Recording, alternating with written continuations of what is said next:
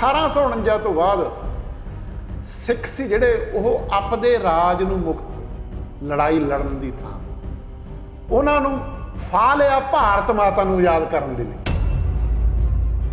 ਕਾਂਗਰਸ ਸੀ ਜਿਹੜੀ ਹਿੰਦੂਵਾਦ ਦੀ ਨੁਮਾਇੰਦਗੀ ਕਰਦੀ ਸੀ, ਇਹ ਅਖੰਡ ਭਾਰਤ ਸਿਰਜਣਾ ਚਾਹੁੰਦੀ ਸੀ ਜਾਂ ਇੱਕ ਇਹੋ ਜਿਹਾ ਦੇਸ਼ ਸਿਰਜਣਾ ਚਾਹੁੰਦੀ ਸੀ ਜਿੱਥੇ ਬਹੁ ਗਿਣਤੀ ਇਹਨਾਂ ਦੀ ਹੋਵੇ। ਗਾਂਧੀ ਜਾਂ ਕਾਂਗਰਸ ਉਹ ਭਾਗੇ ਸੀ ਵੀ ਜੇ ਸਿੱਖਾਂ ਨੂੰ ਨਾਲ ਲਏ ਬਿਨਾਂ ਆਪਣੀ ਗੱਲ ਅੱਗੇ ਨਹੀਂ ਤੁਰਨੀ। ਉਹਨੇ ਟੈਲੀਗ੍ਰਾਮ ਦਿੱਤੀ, ਆਜ਼ਾਦੀ ਦੀ ਪਹਿਲੀ ਜੰਗ ਜਿੱਤ ਚੁੱਕੇ। ਅਕਾਲੀ ਲਹਿਰ ਸੀ, ਬੱਬਰ ਅਕਾਲੀ ਲਹਿਰ ਸੀ, ਗਦਰੀ ਲਹਿਰ ਸੀ, ਉਹਨੂੰ ਭਾਰਤ ਮਾਤਾ ਨੂੰ ਆਜ਼ਾਦ ਕਰਾਉਣ ਦਾ ਰਾਹ 'ਚ ਕੋਸ਼ਿਸ਼ ਕਰਦੇ ਰਹੇ ਤੇ ਉਹ ਸਫਲ ਹੋ ਗਏ। ਭਾਰਤ ਮਾਤਾ ਨੂੰ ਆਜ਼ਾਦ ਕਰਾਉਣ ਦੀ ਪੰਜਾਲੀ ਸਿੱਖਾਂ ਦੇ ਗਲ 'ਚ ਪਾ ਦਿੱਤੀ। ਤਲਵੰਡੀ ਸਾਹਿਬ ਨੇ ਦਿੱਲੀ ਮੋਰਚਾ ਲਾਇਆ ਆਨੰਦਪੁਰ ਦੇ ਮੱਤੇ ਦਾ, ਅਕਾਲੀਆਂ ਨੇ ਲਾਇਆ ਕਪੂਰੀ ਦਾ। ਸੰਕਟ ਵੱਡਾ ਸੀ। ਆਖਰ ਨੂੰ ਆ ਕੇ ਧਰਮ ਯੁੱਧ ਮੋਰਚੇ 'ਚ ਇਕੱਠੇ ਹੋ ਗਏ, ਨਿਸ਼ਾਨਾ ਮਿਥ ਲਿਆ ਧਰਮ ਯੁੱਧ ਮੋਰਚੇ ਦਾ। ਪਹਿਲਾਂ ਜੋ ਅਕਾਲੀਆਂ ਨੇ ਕੀਤਾ, ਲੀਡਰਸ਼ਿਪ ਪਿੱਛੇ ਹਟਦੀ ਰਹੀ ਤੇ ਸੰਤ ਜਰਨੈਲ ਸਿੰਘ ਨੇ ਕਹਿਤਾ ਵੀ ਆਨੰਦਪੁਰ ਦੇ ਮਤੇ ਤੋਂ ਘੱਟ ਸਮਝੌਤਾ ਨਹੀਂ ਹੋਣ ਦੇਣਾ। ਤੇ ਜਿਹੜੇ ਉਹ ਧਰਮ ਦੇ ਖੇਤਰ ਤੋਂ ਲੋਕ ਆਏ ਸੀ ਉਹ ਸ਼ਹਾਦਤਾਂ ਪਾ ਗਏ। ਜਿਹੜੇ ਸਿਆਸੀ ਸੱਤਾ ਹਾਸਲ ਕਰਨ ਲਈ ਆਏ ਸੀ ਉਹ ਮੁੜ ਕੇ ਸਰਕਾਰਾਂ ਬਣਾਉਣ ਵਾਲੇ ਪਾਸੇ ਤੁਰ ਪਏ। ਤੁਸੀਂ ਜਦੋਂ ਧਰਮ ਦੇ ਪ੍ਰਚਾਰ ਦਾ ਵਪਾਰ ਕਰ ਦੋਗੇ, ਜੋ ਪੀਟੀਸੀ ਕਰ ਰਿਹਾ, ਜਥੇਬੰਦੀ ਦਾ ਪਰਿਵਾਰੀਕਰਨ ਕਰ ਦੋਗੇ, ਸਿੱਖ ਸੰਸਥਾਵਾਂ ਦਾ ਸਰਕਾਰੀਕਰਨ ਕਰ ਦੋਗੇ, ਉੱਥੇ ਫਿਰ ਪੰਥ ਕਿੱਥੇ ਰਿਹਾ? ਸੰਤਾਂ ਨੇ ਕੀ ਕਿਹਾ ਸੀ? ਭਾਰਤ ਨਾਲ ਰਹਿਣਾ ਚਾਹੁੰਦੇ ਆ, ਗੁਲਾਮ ਬਣ ਕੇ ਨਹੀਂ, ਬਰਾਬਰ ਦੇ ਸ਼ਹਿਰੀ ਬਣ ਕੇ ਰਹਿਣਾ ਚਾਹੁੰਦੇ ਆ। ਆਮ ਆਦਮੀ ਪਾਰਟੀ ਉਸੇ ਤਰ੍ਹਾਂ ਦੀ ਪਾਰਟੀ ਹੈ ਜਿਹੀ ਜੀ ਭਾਜਪਾ।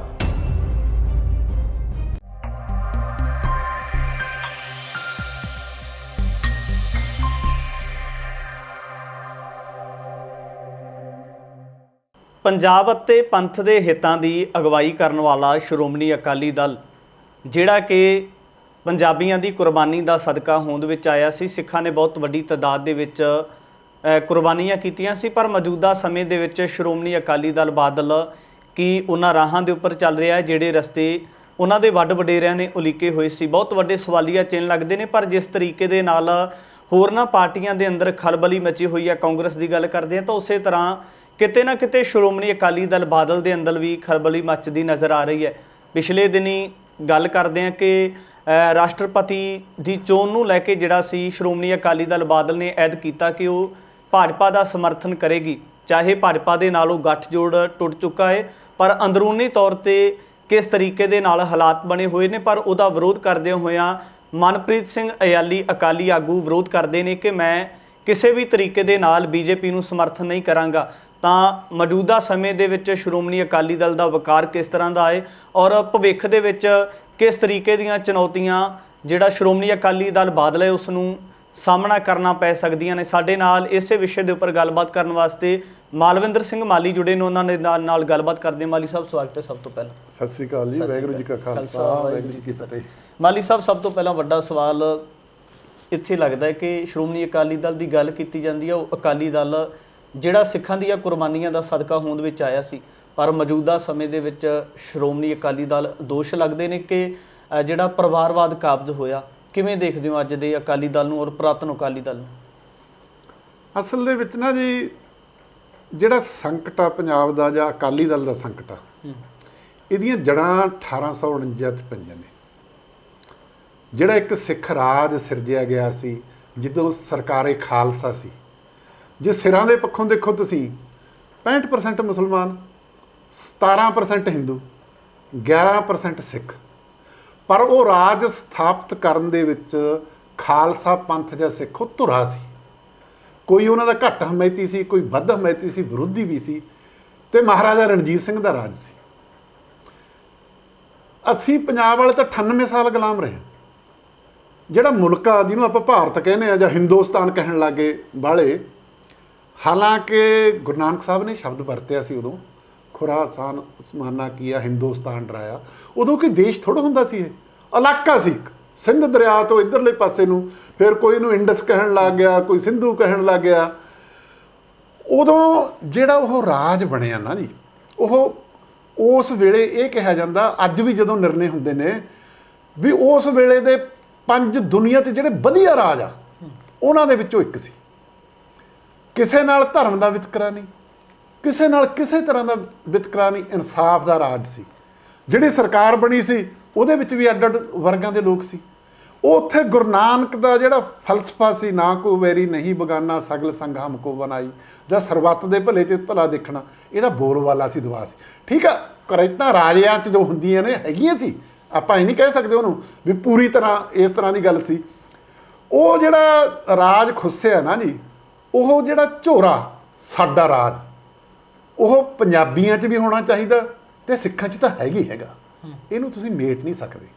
ਪਰ ਦੁਖਾਂਤ ਇਹ ਹੋਇਆ 1849 ਤੋਂ ਬਾਅਦ ਸਿੱਖ ਸੀ ਜਿਹੜੇ, ਉਹ ਆਪਦੇ ਰਾਜ ਨੂੰ ਮੁਕਤ ਲੜਾਈ ਲੜਨ ਦੀ ਥਾਂ ਉਹਨਾਂ ਨੂੰ ਫਾਹ ਲਿਆ ਭਾਰਤ ਮਾਤਾ ਨੂੰ ਆਜ਼ਾਦ ਕਰਨ ਦੇ ਲਈ। ਸਿੱਧੇ ਨਹੀਂ ਸਿੱਖ ਗਏ, ਅੰਗਰੇਜ਼ਾਂ ਨੇ ਪੜ੍ਹੋ ਤੇ ਰਾਜ ਕਰੋ ਦੀ ਨੀਤੀ ਅਪਣਾਈ, ਇਹ 'ਚ ਕੋਈ ਦੋ ਰਾਵਾਂ ਨਹੀਂ। ਉਹਨਾਂ ਨੇ ਸਿੱਖਾਂ ਨੂੰ ਹੋਰ ਪਾਸੇ ਤੋਰਿਆ, ਮੁਸਲਮਾਨਾਂ ਨੂੰ ਹੋਰ ਪਾਸੇ ਤੋਰਿਆ, ਪੜ੍ਹੋ ਤੇ ਰਾਜ ਕਰੋ ਦੀ ਨੀਤੀ ਉਹਨਾਂ ਨੇ ਅਪਣਾਈ। ਪਰ ਸਿੱਖ ਸੀ ਜਿਹੜੇ, ਉਹ ਇਸ ਤਰ੍ਹਾਂ ਮੁਲਕ, ਅੰਗਰੇਜ਼ ਸੀ ਜਿਹੜੇ, ਉਹ ਇਸ ਤਰ੍ਹਾਂ ਦਾ ਮੁਲਕ ਨਹੀਂ ਸਾਰਨਾ ਚਾਹੁੰਦੇ ਸੀ ਜੋ ਨਹਿਰੂ ਹੋਰਾਂ ਨੇ ਸਾਰ ਲਿਆ। ਤੁਸੀਂ ਜੋ ਉਹਨਾਂ ਨੇ ਕਮਿਸ਼ਨ ਭੇਜੇ, ਉਹ ਉਹਨਾਂ ਦੇ ਮਨ 'ਚ ਆ ਗਿਆ ਸੀ ਵੀ ਛੱਡਣਾ ਪੈਣਾ। ਪਹਿਲੀ ਸੰਸਾਰ ਜੰਗ ਤੋਂ ਬਾਅਦ ਵੀ ਆ ਗਿਆ ਸੀ, ਦੂਜੀ ਤੋਂ ਬਾਅਦ ਤਾਂ ਫਿਰ ਇਹ ਹੋ ਗਿਆ ਨਾ ਜੀ, ਕਿੰਨੇ ਦੇਸ਼ ਆਜ਼ਾਦ ਕੀਤੇ ਉਹਨਾਂ ਨੇ। ਪਰ ਉੱਥੇ ਕਿਹੋ ਜਿਹਾ ਸਿਸਟਮ ਹੋਵੇ, ਉਹਦੀ ਥਾਂ 'ਤੇ ਅੱਡ ਅੱਡ ਉਹਨਾਂ ਨੇ ਕਮਿਸ਼ਨ ਭੇਜੇ ਜਾਂਚ ਕਰਨ ਲਈ। ਉਹ ਸਾਰੇ ਕਮਿਸ਼ਨਾਂ ਦੀ ਜਿਹੜੀ ਧਾਰ ਸੀ ਇਹ ਸੀ ਵੀ ਇਹ ਬਹੁਪੰਥੀ ਦੇਸ਼ ਆ, ਉਹ ਤਾਂ ਲਗਭਗ ਫੈਡਰਲ ਇੰਡੀਆ ਉਸਾਰਨ ਦੀ ਗੱਲ ਕਰਦੇ ਸੀ। ਤੇ ਇਹ ਸੀ ਜਿਹੜੀ ਕਾਂਗਰਸ ਸੀ, ਜਿਹੜੀ ਹਿੰਦੂਵਾਦ ਦੀ ਨੁਮਾਇੰਦਗੀ ਕਰਦੀ ਸੀ, ਇਹ ਅਖੰਡ ਭਾਰਤ ਸਿਰਜਣਾ ਚਾਹੁੰਦੀ ਸੀ, ਜਾਂ ਇੱਕ ਇਹੋ ਜਿਹਾ ਦੇਸ਼ ਸਿਰਜਣਾ ਚਾਹੁੰਦੀ ਸੀ ਜਿੱਥੇ ਬਹੁ ਗਿਣਤੀ ਇਹਨਾਂ ਦੀ ਹੋਵੇ। ਉਹ ਉਸ ਕਰਕੇ ਫਿਰ 47 ਵਾਲਾ ਚੱਕਰ ਆਇਆ, ਦੋ ਫਾੜ ਹੋ ਗਏ, ਤੇ ਉਹ ਵੰਡ 'ਚ ਸਭ ਤੋਂ ਵੱਧ ਰਗੜਿਆ ਗਿਆ ਪੰਜਾਬ। ਦੇਸ਼ ਪੰਜਾਬ ਵੰਡਿਆ ਗਿਆ, ਵੱਢਿਆ ਗਿਆ, ਟੁੱਕਿਆ ਗਿਆ। ਵੱਡਾ ਨੁਕਸਾਨ ਵੀ ਪੰਜਾਬੀਆਂ ਦਾ ਹੋਇਆ। ਉਸ ਤੋਂ ਬਾਅਦ ਚਲੋ ਆਪਾਂ ਬਾਹਲੀ ਗੱਲ ਲੰਬੀ ਨਾ ਕਰੀਏ, ਇਤਿਹਾਸ ਦੀ ਆ, ਸਿੱਖ ਇਸ ਪਾਸੇ ਤੁਰੇ ਵੀ ਜਦੋਂ ਤੱਕ ਸਾਡੇ ਗੁਰਧਾਮ ਨਹੀਂ ਆਜ਼ਾਦ ਹੁੰਦੇ, ਜਿਹੜੇ ਸਾਡੇ ਸ਼ਕਤੀ ਦਾ ਸੂਮਾ ਨੇ, ਜਿਹੜੇ ਸਾਡੇ ਪ੍ਰੇਰਨਾ ਸਰੋਤ ਨੇ, ਉਦੋਂ ਤੱਕ ਬਾਕੀ ਲੜਾਈਆਂ ਆਪਾਂ ਕਿਵੇਂ ਲੜਾਂਗੇ। ਤੇ ਫਿਰ ਗੁਰਦੁਆਰਿਆਂ ਨੂੰ ਆਜ਼ਾਦ ਕਰਾਉਣ ਦੀ ਮੁਹਿੰਮ ਚੱਲੀ, ਸਿੰਘ ਸਭਾ ਲਹਿਰ ਵੀ ਚੱਲੀ।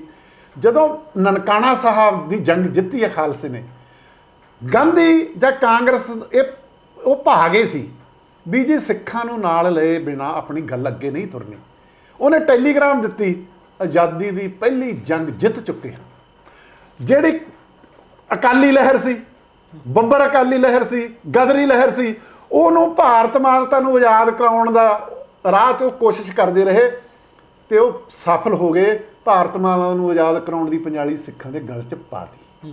ਜਿਸ ਤਰੀਕੇ ਦੇ ਨਾਲ ਗੱਲ ਕਰਦੇ ਮੌਜੂਦਾ ਸਮੇਂ ਦੇ ਵਿੱਚ ਕਾਂਗਰਸ ਦੇ ਨਾਲ ਵਾਪਰਿਆ, ਉਹਨਾਂ ਦੇ ਅੰਦਰ ਫੁੱਟ ਦਾ ਸ਼ਿਕਾਰ ਹੋਈ ਕਾਂਗਰਸ, ਉਸੇ ਤਰ੍ਹਾਂ ਦੇ ਨਾਲ ਜਿਹੜਾ ਸ਼੍ਰੋਮਣੀ ਅਕਾਲੀ ਦਲ ਬਾਦਲ ਹੈ, ਕਿਤੇ ਨਾ ਕਿਤੇ ਬਾਗੀ ਸੁਰਾਂ ਜਿਹੜੇ ਸੀਨੀਅਰ ਲੀਡਰ ਨੇ ਉਹਨਾਂ ਦੀਆਂ ਉੱਠਦੀਆਂ ਨਜ਼ਰ ਆਉਂਦੀਆਂ। ਕੀ ਲੱਗਦਾ ਕਿ ਜਿਹੜਾ ਹਾਲ ਪੰਜਾਬ ਦੇ ਅੰਦਰ ਕਾਂਗਰਸ ਦਾ ਹੋਇਆ, ਉਹੀ ਹਾਲ ਸ਼੍ਰੋਮਣੀ ਅਕਾਲੀ ਦਲ ਬਾਦਲ ਦਾ ਵੀ ਹੋ ਸਕਦਾ ਫਿਰ?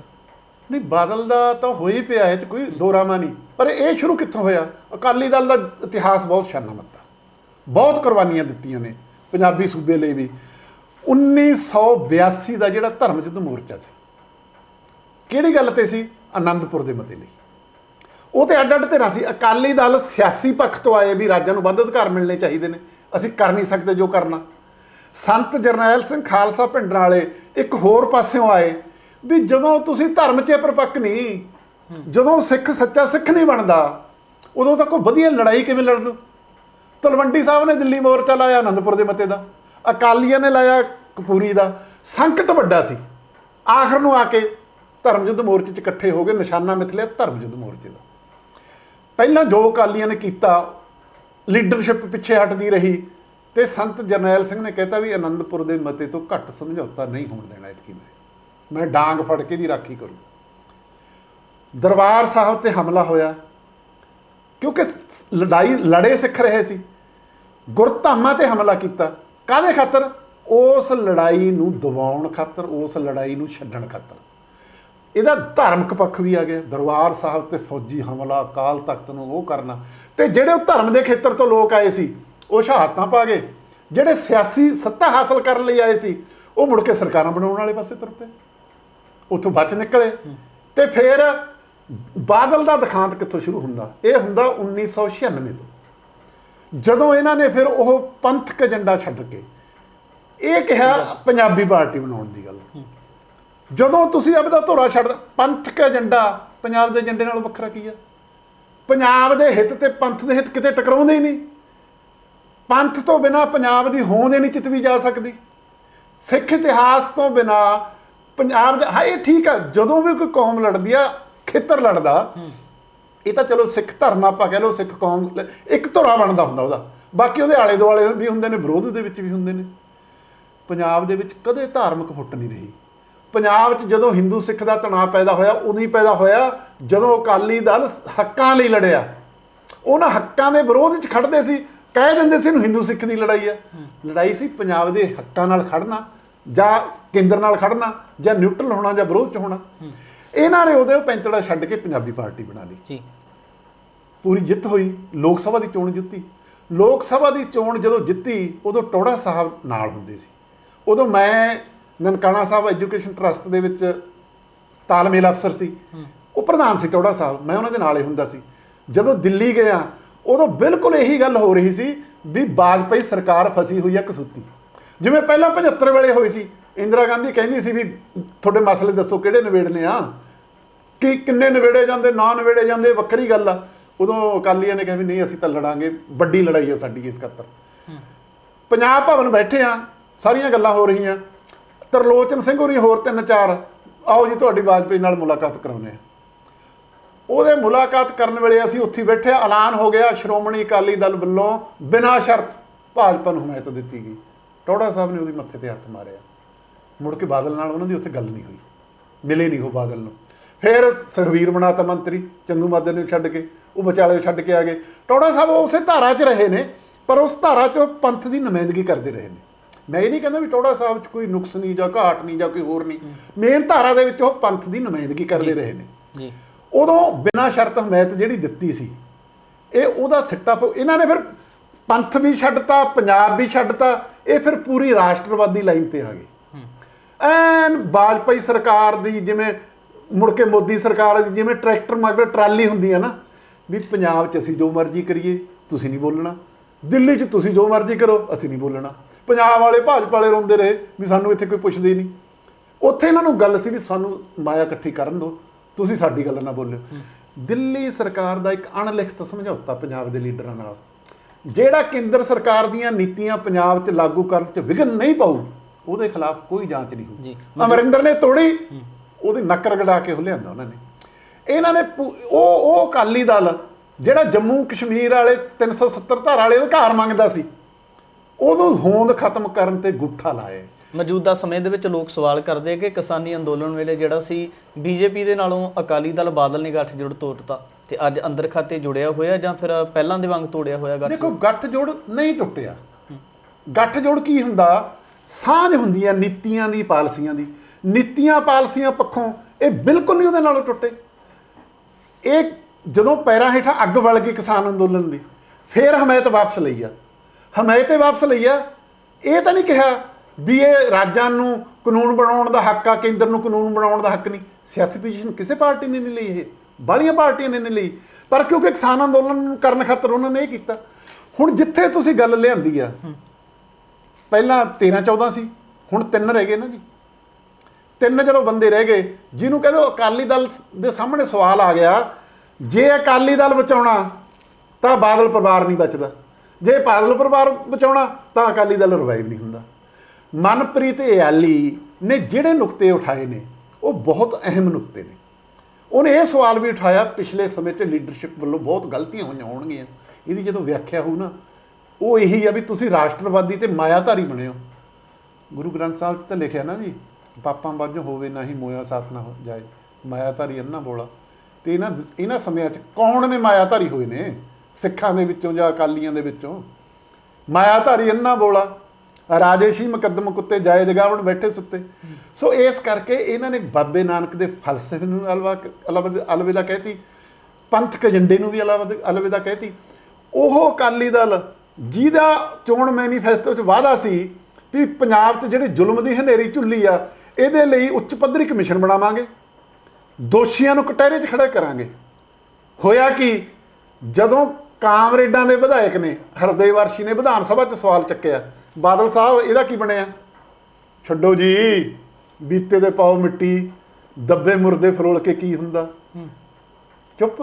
ਕੱਲਾ ਇਹ ਨਹੀਂ, ਪੁਲਿਸ ਅਫਸਰਾਂ ਦੇ ਜਿਹੜੇ ਮਨੁੱਖੀ ਅਧਿਕਾਰ ਉਲੰਘਣਾ ਕਿਸੇ ਪਾਸੋਂ ਕੇਸ 'ਚ ਬਣੇ, ਬਾਦਲ ਸਰਕਾਰ ਵੇਲੇ ਫੈਸਲਾ ਹੋਇਆ, ਉਹਨਾਂ ਦੇ ਸਾਰੇ ਕੇਸ ਆ ਜਿਹੜੇ ਸਰਕਾਰੀ ਖਰਚੇ ਤੇ ਲੜੇ ਜਾਣਗੇ। ਜਿਸ ਤਰੀਕੇ ਦੇ ਨਾਲ ਮਨਪ੍ਰੀਤ ਇਆਲੀ ਨੇ ਸਵਾਲ ਚੁੱਕੇ ਅਕਾਲੀ ਦਲ ਨੂੰ ਜਿਹੜੇ ਬਾਗੀ ਤੇਵਰ ਦਿਖਾਏ ਨੇ, ਕਿ ਕੀ ਲੱਗਦਾ ਹੈ ਕਿ ਜਿਹੜਾ ਅਕਾਲੀ ਦਲ ਬਾਦਲ ਹੈ ਇਹਦੇ ਵਿੱਚ ਜਿਹੜੀਆਂ ਗਲਤੀਆਂ ਹੋਈਆਂ ਪਿਛਲੇ ਸਮੇਂ ਦੇ ਦਰਮਿਆਨ, ਇਹਨੂੰ ਉਲਾਂਭੇ ਕਰਕੇ ਜਿਹੜਾ ਪਰਿਵਾਰਵਾਦ ਦੋਸ਼ ਲਗਾਏ ਜਾਂਦੇ ਨੇ ਕਿ ਪਰਿਵਾਰਵਾਦ ਕਾਬਜ ਹੋਇਆ, ਇਹਨਾਂ ਨੂੰ ਉਲਾਂਭੇ ਕਰਕੇ ਮਨਪ੍ਰੀਤ ਸਿੰਘ ਇਆਲੀ ਨੂੰ ਅਗਵਾਈ ਦਿੱਤੀ ਜਾ ਸਕਦੀ ਹੈ। ਲੰਮੇ ਸਮੇਂ ਤੋਂ ਜਿਹੜੇ ਸ਼੍ਰੋਮਣੀ ਅਕਾਲੀ ਦਲ ਬਾਦਲ ਦੇ ਸਮਰਥਕ ਨੇ ਉਹਨਾਂ ਦਾ ਇਹ ਜਿਹੜੀ ਮੰਗ ਰਹੀ ਹੈ, ਕੀ ਲੱਗਦਾ ਇਹ ਕੁਝ ਕੀਤਾ ਜਾ ਸਕਦਾ? ਦੇਖੋ, ਇਆਲੀ ਨੇ ਤਾਂ ਬਹੁਤ ਗੱਲ ਸਾਫ਼ ਕਹੀ ਹੈ ਵੀ ਇਕਬਾਲ ਸਿੰਘ ਝੂਨਾ ਵਾਲੀ ਰਿਪੋਰਟ ਲਾਗੂ ਕਰੋ। ਉਹਦੇ ਵਿੱਚ ਸਿੱਧੀ ਕਿਹਾ ਗਿਆ ਵੀ ਲੀਡਰਸ਼ਿਪ ਬਦਲੋ। ਪਰਿਵਾਰਵਾਦ, ਤੁਸੀਂ ਜਦੋਂ ਧਰਮ ਦੇ ਪ੍ਰਚਾਰ ਦਾ ਵਪਾਰ ਕਰ ਦੋਗੇ, ਜੋ ਪੀਟੀਸੀ ਕਰ ਰਿਹਾ, ਜਥੇਬੰਦੀ ਦਾ ਪਰਿਵਾਰੀਕਰਨ ਕਰ ਦੋਗੇ, ਸਿੱਖ ਸੰਸਥਾਵਾਂ ਦਾ ਸਰਕਾਰੀਕਰਨ ਕਰ ਦੋਗੇ, ਉੱਥੇ ਫਿਰ ਪੰਥ ਕਿੱਥੇ ਰਿਹਾ? ਬੰਦੇ ਬਦਲ ਨਾਲ ਮਸਲਾ ਹੱਲ ਨਹੀਂ ਹੋਣਾ, ਬੰਦੇ ਬਦਲਨੇ ਜ਼ਰੂਰੀ ਆ।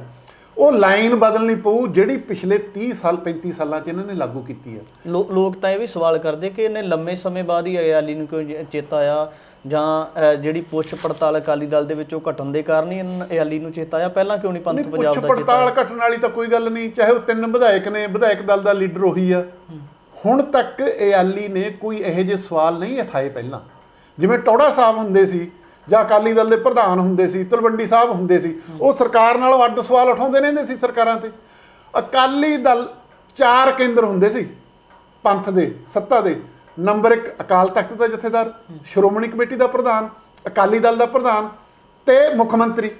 ਤੇ ਬਾਦਲ ਕਿਆਂ ਨੇ ਸਾਰੇ ਕਿਲੇ ਢਾਹ ਕੇ ਆਪਣੀ ਜੇਬ ਵਿੱਚ ਪਾ ਲਏ, ਸਾਰਾ ਤਾਕਤਾਂ ਦਾ ਕੇਂਦਰੀਕਰਨ ਕਰ ਲਿਆ ਤੇ ਸਾਰੇ ਆਪਦੇ ਵਰਗੇ ਬਣਾ ਲਏ।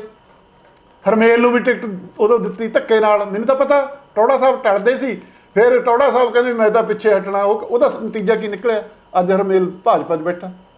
ਸੋ ਇਸ ਕਰਕੇ ਜਿਹੜਾ ਪਰਿਵਾਰੀਕਰਨ ਕੀਤਾ ਇਹ ਬੜਾ ਖਤਰਨਾਕ ਆ। ਜਿਹੜਾ ਢੀਂਡਸੇ ਧੜੇ ਦੀ ਗੱਲ ਕਰਦੇ ਹੋ ਵੀ ਸ਼੍ਰੋਮਣੀ ਅਕਾਲੀ ਦਲ ਬਾਦਲ ਦਾ ਇੱਕ ਹਿੱਸਾ ਸੀ, ਉਹਨਾਂ ਦੇ ਵੱਲੋਂ ਖਫਾ ਹੋ ਕੇ ਜਾਂ ਸੇਵਾ ਸਿੰਘ ਸੇਖਵਾਂ ਸੀ ਜਾਂ ਉਹਨਾਂ ਦੇ ਨਾਲ ਬ੍ਰਹਮਪੁਰਾ ਸਾਹਿਬ ਦੀ ਗੱਲ ਕੀਤੀ ਜਾਂਦੀ, ਹੋਰ ਜਿੰਨੇ ਵੀ ਮਾਝੇ ਦੇ ਦਿੱਗਜ ਲੀਡਰਾਂ ਦੀ ਗੱਲ ਕੀਤੀ ਜਾਵੇ, ਉਹ ਅਕਾਲੀ ਦਲ ਤੋਂ ਖਫਾ ਹੋ ਕੇ, ਪਰਿਵਾਰਵਾਦ ਤੋਂ ਖਫਾ ਹੋ ਕੇ ਭਾਜਪਾ ਦੇ ਵਿੱਚ ਜਾਂਦੇ ਆ। ਅਕਾਲ ਤਖਤ ਸਾਹਿਬ ਦੇ ਜਥੇਦਾਰ ਦੇ ਕੋਲ ਹੁਣ ਮੌਜੂਦਾ ਸਮੇਂ ਦੇ ਵਿੱਚ ਬੇਨਤੀ ਕਰਦੇ ਕਿ ਅਕਾਲੀ ਦਲ ਨੂੰ ਮੁੜ ਸਰਜੀਤ ਕੀਤਾ ਜਾਵੇ, ਜਿਹੜਾ ਪੁਰਾਣਾ ਅਕਾਲੀ ਦਲ ਸੀ। ਕੀ ਲੱਗਦਾ ਕਿ ਉਹਨਾਂ ਦਾ ਇੰਨਾ ਲੰਮੇ ਸਮੇਂ ਬਾਅਦ ਪਹਿਲਾਂ ਬੀਜੇਪੀ ਵਿੱਚ ਚਲੇ ਜਾਣਾ, ਹੁਣ ਬੀਜੇਪੀ 'ਚ ਰਹਿੰਦਿਆਂ ਹੋਇਆਂ ਫਿਰ ਅਕਾਲੀ ਦਲ ਨੂੰ ਸਰਜੀਤ ਕਰਨ ਦੀਆਂ ਜਿਹੜੀਆਂ ਅਪੀਲਾਂ ਕੀਤੀਆਂ ਜਾ ਰਹੀਆਂ ਨੇ, ਉਹ ਕਿਹੜੇ ਸੰਦਰਭ ਦੇ ਵਿੱਚ ਸਮਝੀਆਂ ਜਾਣ? ਅਸਲ ਦੇ ਵਿੱਚ ਨਾ ਉਹਨਾਂ ਦੇ ਰੌਲੇ ਅਕਾਲੀ ਦਲ ਦੀਆਂ ਨੀਤੀਆਂ ਨਾਲ ਨਹੀਂ ਸੀ।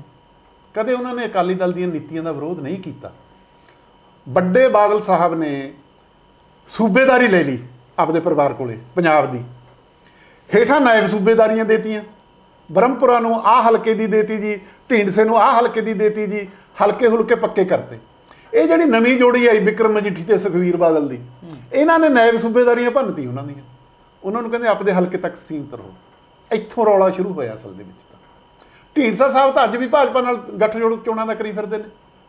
ਸੋ ਨੀਤੀ ਪਾਲਸੀ ਬਦਲੇ ਬਿਨਾ ਬੰਦੇ ਬਦਲ ਨਾਲ ਮਸਲਾ ਨਹੀਂ ਹੱਲ ਹੋਣਾ। ਆਮ ਆਦਮੀ ਪਾਰਟੀ ਲਿਆ ਕੇ ਬੰਦੇ ਬਦਲ ਕੇ ਦੇਖ ਲੈਣਾ ਜੀ ਕੀ ਹੋ ਰਿਹਾ। ਕੋਈ ਨੀਤੀ ਨਹੀਂ ਬਦਲੀ, ਕੋਈ ਨੀਤ ਨਹੀਂ ਬਦਲੀ, ਕੋਈ ਕਾਰਜਸ਼ੈਲੀ ਨਹੀਂ ਬਦਲੀ, ਤੇ ਉਹੀ ਮੁੱਖ ਮੰਤਰੀ ਕਹਿਣ ਲੱਗ ਗਿਆ ਹਰ ਜ਼ਿਲ੍ਹੇ 'ਚ ਮੁੱਖ ਮੰਤਰੀ ਦਾ ਦਫ਼ਤਰ ਹੋਊ ਜੀ, ਤੇ ਫਿਰ ਸਾਰਾ ਪ੍ਰਸ਼ਾਸਨ ਕੀ ਕਰੂ? ਇਸ ਕਰਕੇ ਅਕਾਲੀ ਦਲ 'ਚ ਬੰਦੇ ਬਦਲ ਨਾਲ ਮਸਲਾ ਨਹੀਂ ਹੱਲ ਹੋਣਾ। ਜੇ ਪੁਰਾਣਾ ਅਕਾਲੀ ਦਲ ਰਿਵਾਈਵ ਕਰਨਾ ਮਤਲਬ ਆ ਉਹ ਨੀਤੀਆਂ ਪਾਲਸੀਆਂ ਉਹ ਪਹੁੰਚਾਂ ਸਾਹਮਣੇ ਲਿਆਉਣੀਆਂ। ਐਂ ਥੋੜ੍ਹਾ ਵੀ ਪੁਰਾਣੇ ਬੁੱਢਿਆਂ ਨੂੰ ਇਕੱਠੇ ਕਰਕੇ ਟਕਸਾਲੀ ਬਣਾ ਦਿਓ ਜੀ, ਟਕਸਾਲੀ ਆਗੂਆਂ ਦਾ। ਜਦੋਂ ਤੱਕ ਤੁਸੀਂ ਸੋਚ ਨਹੀਂ ਬਦਲਦੇ, ਨਿੱਜ ਪ੍ਰਸਤ ਦੀ ਥਾਂ ਪੰਥ ਪ੍ਰਸਤ ਨਹੀਂ ਹੁੰਦੇ, ਮਾਇਆਧਾਰੀ ਦੀ ਥਾਂ ਪੰਜਾਬ ਪ੍ਰਸਤ ਨਹੀਂ ਹੁੰਦੇ, ਪਰਿਵਾਰ ਪ੍ਰਸਤ ਦੀ ਥਾਂ ਵਰਕ ਪ੍ਰਸਤ ਨਹੀਂ ਹੁੰਦੇ। ਮੇਰੇ ਯਾਦ ਆ ਜਦੋਂ ਸ਼੍ਰੋਮਣੀ ਕਮੇਟੀ ਦੀਆਂ ਟਿਕਟਾਂ ਦਿੰਦੇ ਹੁੰਦੇ, ਇੱਕ ਸਵਾਲ ਟੌੜਾ ਸਾਹਿਬ ਪੁੱਛਦੇ ਹੁੰਦੇ, ਤੇਰੇ ਪੱਲੇ ਸੇਵਾ ਦਾ ਸਰਮਾਇਆ ਕੀ ਆ? ਤੂੰ ਜੇਲ੍ਹ ਕਿੰਨੀ ਕੱਟੀ ਆ? ਕਿੰਨੇ ਮੋਰਚਿਆਂ 'ਚ ਗਿਆ? ਅੱਜ ਕੀ ਹੋ ਗਿਆ? ਤੇਰੇ ਪੱਲੇ ਸਰਮਾਇਆ ਕਿੰਨਾ? 2 ਕਰੋੜ ਲੱਗੂ ਚੋਣ ਤੇ, 3 ਕਰੋੜ ਲੱਗੂ, ਇਹ ਤੇ ਲਾਵੇਂਗਾ? ਜਦੋਂ ਸਾਰੀ ਤੁਸੀਂ ਪਾਲਸੀ ਬਦਲਤੀ। ਪਾਰਟੀ ਮਾਂ ਹੁੰਦੀ ਆ। ਪਾਰਟੀ ਕਦੋਂ ਮਾਂ ਹੁੰਦੀ ਹੈ? ਪਾਰਟੀ ਇੱਕ ਵਿਚਾਰਧਾਰਾ ਤੇ ਸਿਆਸਤ ਤੇ ਹੁੰਦੀ ਆ, ਜਿਹਦੇ ਵਿੱਚ ਅੱਡ-ਅੱਡ ਸਮਰੱਥਾ ਅਨੁਸਾਰ ਅਹੁਦੇਦਾਰੀਆਂ ਦਿੱਤੀਆਂ ਜਾਂਦੀਆਂ ਨੇ। ਉਹਦੇ ਵਿੱਚ ਮਤਭੇਦ ਵੀ ਪੈਦਾ ਹੁੰਦੇ ਨੇ, ਟਕਰਾਅ। ਪੰਥਕ ਲਹਿਰ ਦੇਖ ਲਓ, ਖਾਲਸਾ ਪੰਥ ਦੇਖ ਲਓ, ਅਕਾਲੀ ਦਲ ਦੇਖ ਲਓ, ਕਿੰਨੀਆਂ ਧਰਾਵਾਂ ਨੇ। ਆਹ ਫਤਿਹ ਸਿੰਘ ਆ ਜੀ, ਆਹ ਮਾਸਟਰ ਤਾਰਾ ਸਿੰਘ ਆ ਜੀ, ਆਹ ਟੌੜਾ ਸਾਹਿਬ ਨੇ ਜੀ, ਆਹ ਫਲਾਨ, ਕਿੰਨੀਆਂ ਧਰਾਵਾਂ ਨੇ। ਉਹ ਮੁੜ ਕੇ ਇਕੱਠੀਆਂ ਹੁੰਦੀਆਂ ਨੇ, ਇਕੱਠੀਆਂ ਫਿਰ ਇੱਕ ਉੱਥੇ ਹੁੰਦੀਆਂ ਨੇ ਜਿੱਥੇ ਪੰਥ ਵਸੇ ਮੈਂ ਉਜੜਾ। ਜਦੋਂ ਆਹ ਨੀਤੀ ਪਾਲਿਸੀ ਆਉਂਦੀ ਆ, ਫਿਰ ਅਕਾਲੀ ਦਲ ਗਾਹਾਂ ਵੱਧਦਾ। ਅਕਾਲੀ ਦਲ ਜਦੋਂ ਤੱਕ ਇਹ ਕਹਿ ਦੇਣਾ ਵੀ ਅਕਾਲੀ ਦਲ ਤੋਂ ਬਿਨਾਂ ਪੰਜਾਬ ਦਾ ਕੁਝ ਬਣਦਾ ਹੀ ਨਹੀਂ, ਬਣ ਗਿਆ ਜੀ, ਕਿਉਂ ਨਹੀਂ ਬਣਦਾ?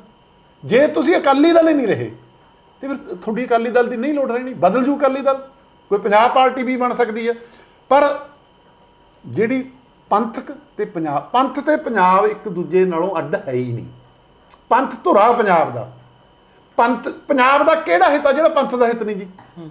ਅੱਡ ਪੰਜਾਬ ਦੇ ਮਸਲੇ ਕਿਹੜੇ ਨੇ ਜਿਹੜੇ ਪੰਥ ਦੇ ਨਹੀਂ ਹੈਗੇ? ਲੈ ਕੋਈ ਇੱਕ ਗਿਣਾ ਦਿਓ ਮੈਨੂੰ।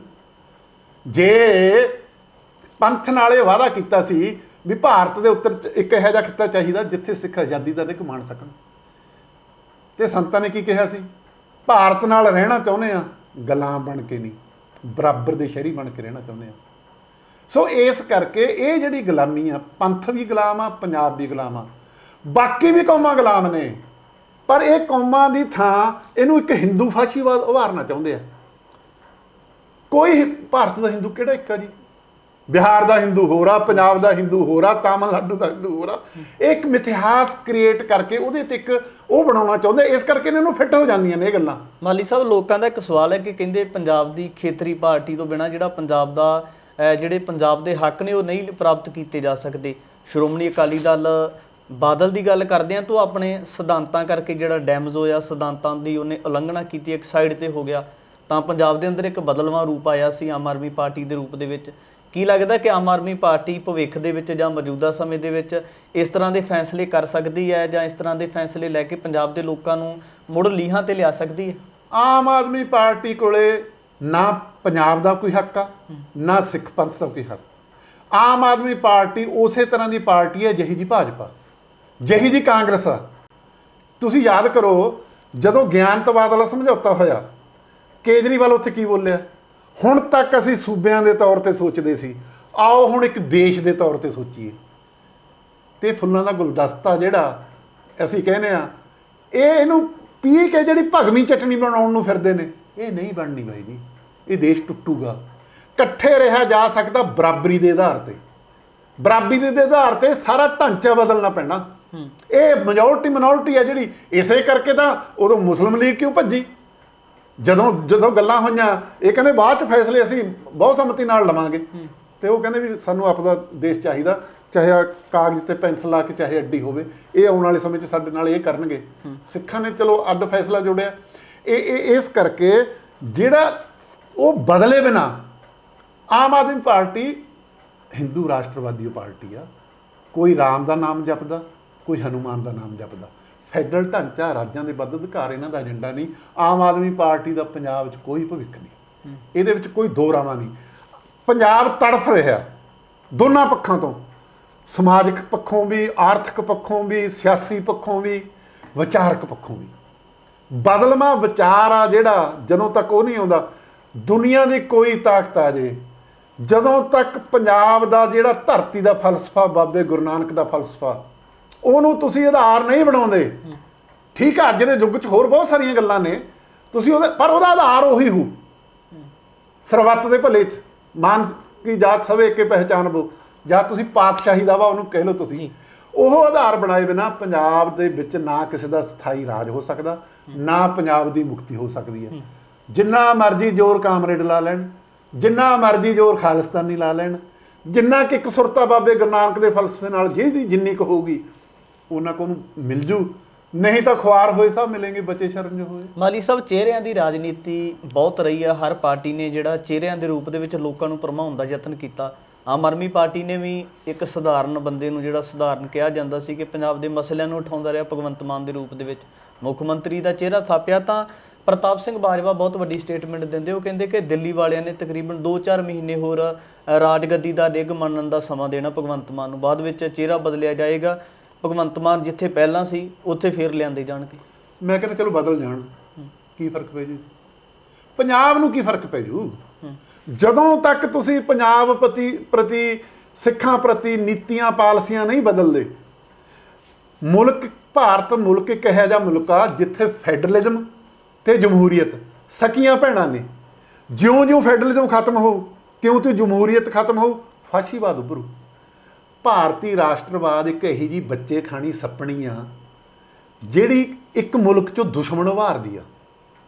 ਸਿੱਖ ਸਭ ਤੋਂ ਵੱਡੇ ਰਾਖੇ ਮੁਲਕ ਦੇ ਆਜ਼ਾਦ ਕਰਾਉਣ ਤੋਂ ਲੈ ਕੇ ਬਾਹਰਲੇ ਹਮਲਿਆਂ ਤੱਕ ਦੁਸ਼ਮਣ ਬਣਾਏ ਨਾ, ਫਿਰ ਇੱਕ ਬਾਹਰ ਦੁਸ਼ਮਣ ਖੜਾ ਕੀਤਾ, ਉਹਦੇ ਨਾਲ ਲਿੰਕ ਜੋੜਿਆ, ਤਬਾਹੀ ਮਚਾਈ ਨਾ। ਹੁਣ ਮੁਸਲਮਾਨਾਂ ਨੂੰ ਕੀਤਾ ਹੋਇਆ, ਹੋ ਸਕਦਾ ਕਿਸੇ ਮੌਕੇ ਕਾਮਰੇਡਾਂ ਨੂੰ ਵੀ ਕਰ ਲੈਣ। ਸੋ ਇਸ ਕਰਕੇ ਜਿਹੜੀਆਂ ਭਾਰਤੀ ਸਟੇਟ ਦੇ ਵਿਰੁੱਧ ਧਰਾਵਾਂ ਨੇ, ਉਹਨਾਂ ਨੂੰ ਆਪਸੀ ਸੰਵਾਦ, ਆਪਸੀ ਏਕਤਾ।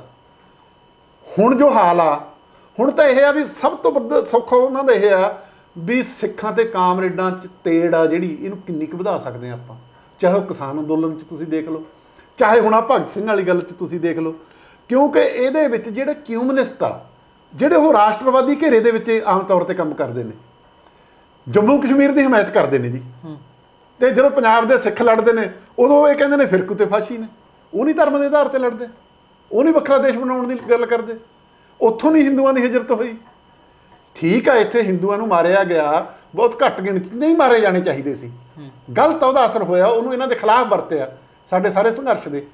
ਇਸ ਕਰਕੇ ਕਮਿਊਨਿਸਟਾਂ ਨੂੰ ਤੇ ਸਿੱਖਾਂ ਨੂੰ ਆਪਸੀ ਸੰਵਾਦ ਰਚਾਉਣਾ ਪੈਣਾ। ਤੇ ਕਮਿਊਨਿਸਟਾਂ ਨੂੰ ਜਿਹੜਾ ਫੈਡਰਲਿਜ਼ਮ ਇਹਨਾਂ ਦੇ ਸੰਵਿਧਾਨ 'ਚ ਇਹੀ ਲਿਖਿਆ ਹੋਇਆ, ਕਾਮਰੇਡਾਂ ਦੇ ਸਾਰੇ ਸੰਵਿਧਾਨ ਕੱਢ ਲਓ ਤੁਸੀਂ, ਭਾਰਤ ਇੱਕ ਕੌਮ ਨਹੀਂ, ਭਾਰਤ ਬਹੁ ਕੌਮੀ ਦੇਸ਼ ਆ। ਜੇ ਇੱਕ ਕੌਮ ਨਹੀਂ ਤਾਂ ਕਰੋ ਫਿਰ ਫੈਡਰਲ ਢਾਂਚੇ ਦੀ ਹਮਾਇਤ, ਕਰੋ ਵੱਧ ਅਧਿਕਾਰਾਂ ਦੀ ਹਮਾਇਤ। ਪੰਜਾਬ ਜਿਹੜੇ ਗੁਲਦਸਤੇ ਆ, ਉਹ ਗੁਲਦਸਤਿਆਂ 'ਚ ਫੁੱਲਾਂ ਦਾ ਰੰਗ ਖਿੜੂ, ਉਹਨੂੰ ਮੇਸ ਕੇ ਕੁਛ ਨਹੀਂ ਬਣਨਾ। ਇਸ ਕਰਕੇ ਮੈਂ ਤਾਂ ਇਹ ਕਹਿਣਾ ਚਾਹੁੰਦਾ ਵੀ ਸੰਵਾਦ ਰਚਾਉਣ ਦੀ ਲੋੜ ਆ। ਵਖਰੇਵੇਂ ਹੈਗੇ ਨੇ। 1849 ਇੱਕ ਦੇਸ਼ ਪੰਜਾਬ ਗੁਲਾਮ ਹੋਇਆ, ਕਿਸੇ ਕਾਮਰੇਡ ਦੇ ਮੂੰਹ 'ਚੋਂ ਅੱਜ ਤੱਕ, ਪਹਿਲਾਂ ਹੋਇਆ ਉਹ ਹਾਂ ਦਾ ਨਾਰਾ ਨਿਕਲਿਆ ਵੀ ਸਾਡਾ ਦੇਸ਼ ਸੀ, ਉਹ ਗੁਲਾਮ ਬਣਾ ਲਿਆ। ਐਂ ਕਹਿਣਾ ਹੋਵੇ ਤੇ ਸਿੱਖਸਤਾਨ ਦਾ, ਖਾਲਿਸਤਾਨ ਦਾ ਪਹਿਲਾ ਮਤਾ 47 ਵੇਲੇ ਜੀ ਅਧਿਕਾਰੀ ਨੇ ਲਿਖਿਆ ਸੀ, ਹਰਕ੍ਰਿਸ਼ਨ ਸਰਜੀਤ ਨੇ ਵੰਡਿਆ ਸੀ। ਹੁਣ ਅੱਜ ਕਹਿੰਦੇ ਨੇ ਨਾ ਜੀ ਭਗਤ ਸਿੰਘ ਨੂੰ ਕਹਿਤਾ ਅੱਤਵਾਦੀ ਕਹਿਤਾ, ਠੀਕ ਆ, ਉਹ ਸਿਮਰਨਜੀਤ ਮਾਨ ਦੀ ਇੱਕ ਗਲਤ ਪਹੁੰਚ ਹੈ ਇਤਿਹਾਸ ਬਾਰੇ, ਮੈਂ ਉਹਦੇ ਨਾਲ ਸਹਿਮਤ ਨਹੀਂ, ਪਰ ਕਾਂਗਰਸ ਨੇ ਘੱਟ ਕੀਤਾ ਇਹਨੂੰ।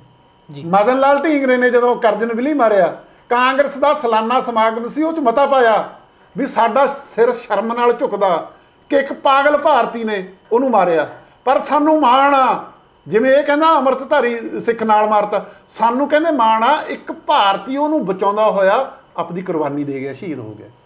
ਸੋ ਇਸ ਕਰਕੇ ਚਾਹੇ ਉਹ 49 ਦੀ ਗੱਲ ਆ ਜੀ, 47 ਦੀ ਗੱਲ ਆ, ਧਰਮ ਯੁੱਧ ਮੋਰਚੇ ਦੀ ਗੱਲ ਆ, ਇਹਦੇ ਬਾਰੇ ਇੱਕ ਸੁਰਤਾ ਸਾਨੂੰ ਅਪਣਾਉਣ ਲਈ ਸੰਵਾਦ ਦੀ ਲੋੜ ਆ। ਮਾਲੀ ਸਾਹਿਬ, ਇੱਕ ਹੋਰ ਸਵਾਲ ਹੈ, ਪੰਜਾਬ ਦੀ ਤੀਜੀ ਸੱਤਾਧਾਰੀ ਧਿਰ ਦੇ ਨਾਲ ਸੰਬੰਧਿਤ ਹੈ। ਆਮ ਆਦਮੀ ਪਾਰਟੀ ਬਾਰੇ ਸੱਤਾ ਵਿੱਚ ਆਉਣ ਤੋਂ ਪਹਿਲਾਂ ਦਾਅਵੇ ਕੀਤੇ ਜਾਂਦੇ ਸੀ ਇੱਕ ਸਧਾਰਨ ਆਮ ਲੋਕਾਂ ਦੀ ਪਾਰਟੀ ਹੈ, VIP ਕਲਚਰ ਨੂੰ ਖਤਮ ਕੀਤਾ ਜਾਵੇਗਾ, ਆਮ ਲੋਕਾਂ ਦੇ ਵਿੱਚ ਵਿਚਰਿਆ ਜਾਵੇਗਾ। ਪਰ ਕਿਤੇ ਨਾ ਕਿਤੇ ਜਿਹੜੇ ਰਾਜ ਸਭਾ ਮੈਂਬਰ, 7 ਰਾਜ ਸਭਾ ਮੈਂਬਰ ਭੇਜੇ ਗਏ ਨੇ, ਉਹਨਾਂ ਦੇ ਵਿੱਚੋਂ 5 ਰਾਜ ਸਭਾ ਮੈਂਬਰ ਸੰਸਦ ਦੇ ਬਾਹਰ ਹੱਥਾਂ ਵਿੱਚ ਫਟੀਆਂ ਲੈ ਕੇ ਜਿਹੜਾ ਮੰਗ ਕਰਦੇ ਨੇ ਕਿ ਆਪ ਸੁਪਰੀਮੋ ਨੂੰ ਦਿੱਲੀ ਮਾਡਲ ਦੱਸਣ ਵਾਸਤੇ ਸਿੰਗਾਪੁਰ ਭੇਜਿਆ ਜਾਵੇ। ਦਿੱਲੀ ਦਾ ਮਾਡਲ ਇਸ ਤਰ੍ਹਾਂ ਦਾ ਕੀ ਹੈ, ਔਰ ਜਿਹੜੇ ਰਾਜ ਸਭਾ ਮੈਂਬਰ ਹੈ ਕਿ ਉਹਨਾਂ ਦਾ ਕੇਵਲ ਇਸ ਤਰੀਕੇ ਦੇ ਨਾਲ ਹੱਥਾਂ ਦੇ ਵਿੱਚ ਇੱਕ ਤਖਤੀਆਂ ਲੈ ਕੇ ਲੋਕਾਂ ਨੂੰ ਜਾਂ ਸੰਸਦ ਦੇ ਬਾਹਰ ਇਸ ਤਰੀਕੇ ਦੇ ਨਾਲ ਪ੍ਰਦਰਸ਼ਨ ਕਰਨਾ, ਕੀ ਲੱਗਦਾ ਹੈ ਕਿ ਪੰਜਾਬ ਦੇ ਲੋਕਾਂ ਦੇ ਨਾਲ ਇਨਸਾਫ ਕੀਤਾ ਜਾ ਰਿਹਾ? ਬਹੁਤ ਵੱਡਾ ਧੋਖਾ ਹੋਇਆ ਜੇ ਸਿਆਸੀ ਪੱਖੇ ਦੇ। ਇੱਕ ਪੱਖੋਂ ਦੇਖ, ਲੋਕਾਂ ਦਾ ਕਸੂਰ ਨਹੀਂ, ਲੋਕਾਂ ਨੇ ਇਤਿਹਾਸਕ ਫਤਵਾ ਦਿੱਤਾ ਕਿਉਂਕਿ ਰਵਾਇਤੀ ਸਿਆਸਤ ਤੇ ਰਵਾਇਤੀ ਆਗੂ ਕੁਝ ਬਦਲਣ ਨੂੰ ਤਿਆਰ ਨਹੀਂ ਸੀ।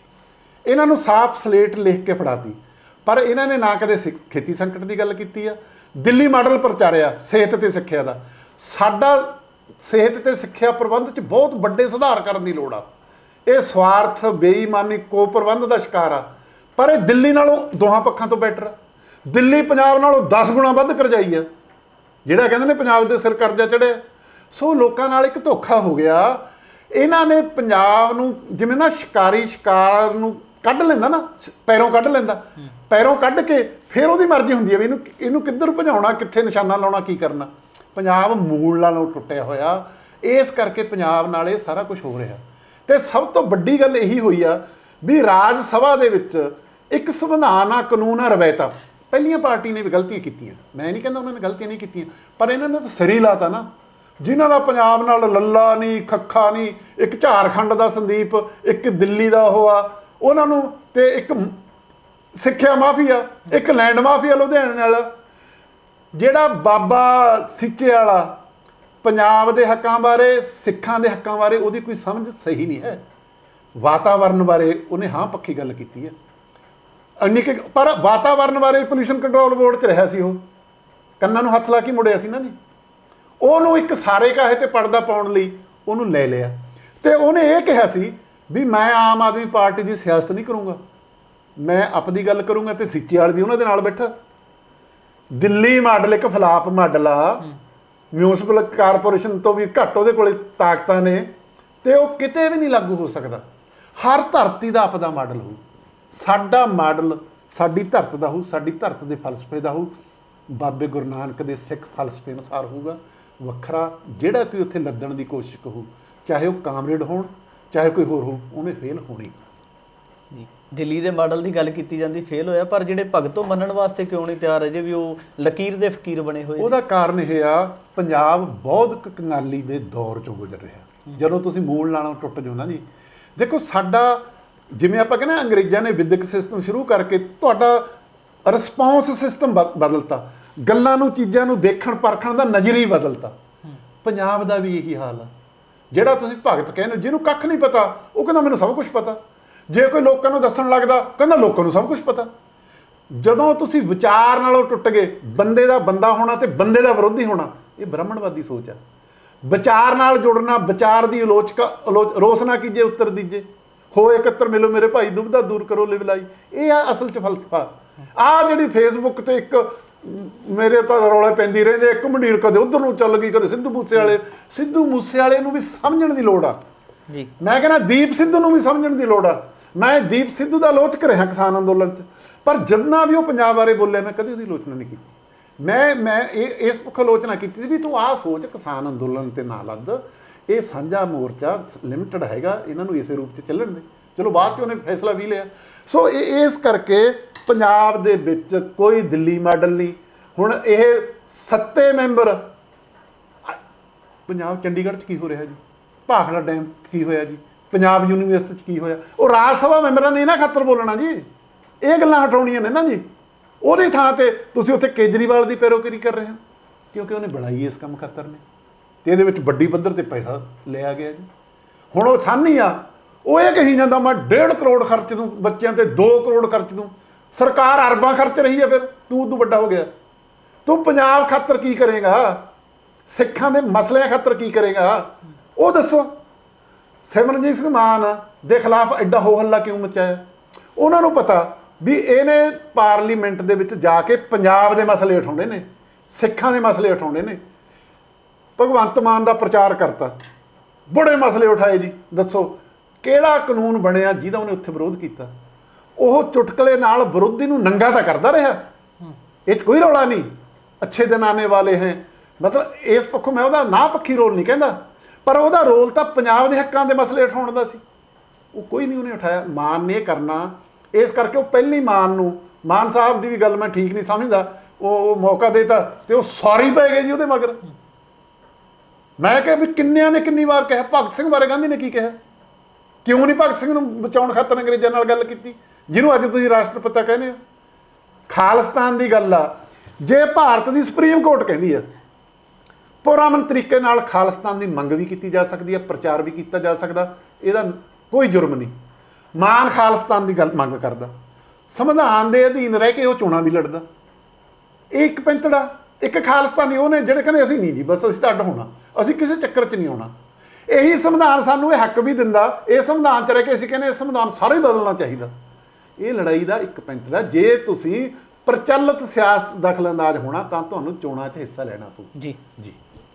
ਧਾਰਮਿਕ ਅਤੇ ਰਾਜਸੀ ਹਾਲਾਤਾਂ ਦੇ ਵਿੱਚ ਗੱਲਬਾਤ ਕੀਤੀ ਹੈ ਕਿ ਕਿਸ ਤਰੀਕੇ ਦੀਆਂ ਗਿਰਾਵਟਾਂ ਆ ਰਹੀਆਂ ਨੇ, ਜਿਹੜੀ ਸੱਤਾ ਦੇ ਵਿੱਚ ਸੱਤਾਧਾਰੀ ਧਿਰ ਹੈ ਉਹਦੇ ਵੱਲੋਂ ਕਿਸ ਤਰ੍ਹਾਂ ਦੇ ਫੈਸਲੇ ਲਏ ਜਾ ਰਹੇ ਨੇ ਔਰ ਕੀ ਹੋਣਾ ਚਾਹੀਦਾ ਹੈ। ਮੌਜੂਦਾ ਸਮੇਂ ਦੇ ਵਿੱਚ ਸ਼੍ਰੋਮਣੀ ਅਕਾਲੀ ਦਲ ਬਾਦਲ ਦੀ ਜੋ ਦਸ਼ਾ ਹੈ ਆਉਣ ਵਾਲੇ ਸਮੇਂ ਦੇ ਵਿੱਚ ਕਿਸ ਤਰੀਕੇ ਦੀ ਦਿਸ਼ਾ ਕਰਕੇ ਉਸ ਦਸ਼ਾ ਦੇ ਵਿੱਚ ਸੁਧਾਰ ਕੀਤਾ ਜਾ ਸਕਦਾ ਹੈ। ਭਵਿੱਖ ਦੇ ਵਿੱਚ ਵੀ ਇਸ ਤਰ੍ਹਾਂ ਦੀਆਂ तमाम ਸ਼ਖਸੀਅਤਾਂ ਨੂੰ ਲੈ ਕੇ ਤੁਹਾਡੇ ਸਨਮੁਖ ਹੁੰਦਾ ਰਹਾਂਗਾ। ਧੰਨਵਾਦ।